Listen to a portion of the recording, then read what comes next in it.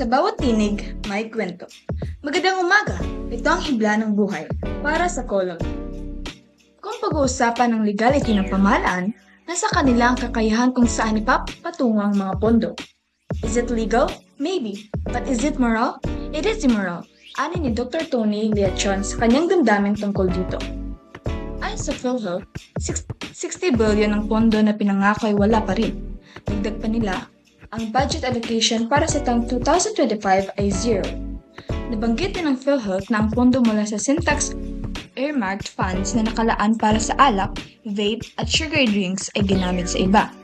Todo suporta talaga ako sa sabi ni Dr. Tony na isang immoral na gawain ang ginagawa sa PhilHealth na ang layunin lamang ay pagalingin ang kalusugan ng mamamayan. Sa mismong paggamit pa lamang ng pondo na nakalaan para sa kalusugan, isang hudyat na maliit ang pananaw ng pamahalaan dito. Kagaya lang ito ng mga pinapanood kong palabas na nagpapakita ng madilim na bahagi ng isang bagay. Sa atin lang, totoong nangyayari ito sa sektor ng pagkalusugan. Sa pangyayaring ito, hindi na sapat ang ating boses lamang. Dahil damang-dama ang takip mata sa mga nasa itaas, kaya't may pananagutan na dapat mangyari upang maayos ang pundo para sa PhilHealth. Ganito.